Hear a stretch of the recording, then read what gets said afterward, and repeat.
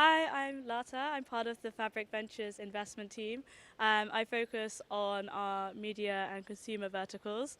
And I'm here with Paul, one of the founders of one of our portfolio companies.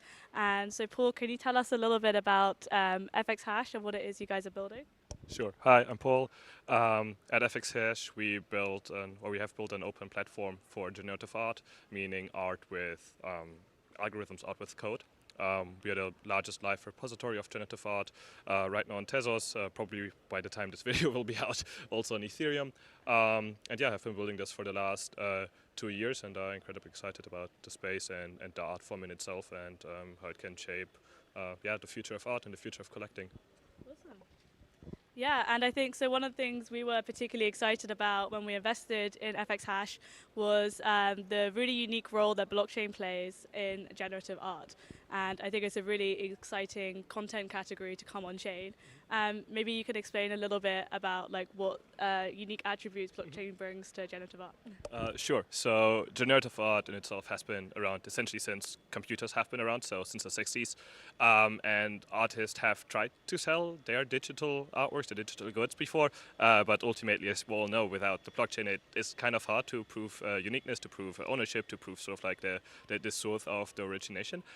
And with blockchain, you can actually, it eradicates all of that.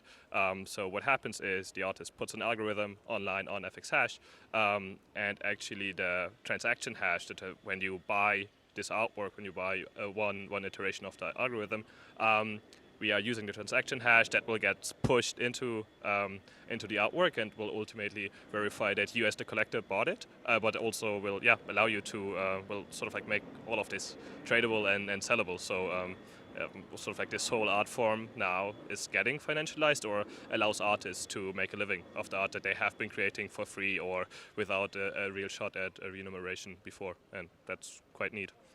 Yeah, that's really cool. And so I think in particular, like the times that we're living in with the rise of generative AI and applications such as Midjourney, I think digital art as like an area has become much more accessible to the everyday person. Um, I think especially for blockchains, you could see them as somewhere people can make money, maybe somewhere for this generative AI digital artwork to sit. Has that played into your roadmap, or do you have any ideas around that? Has that played into a roadmap a little bit? Do we have ideas? Yes. I think one big thing or like a misconception about generative art at times is that it is really not AI inherently. It is really like your normal standard like algorithm codes like JavaScript processing, like P5.js, these kind of things.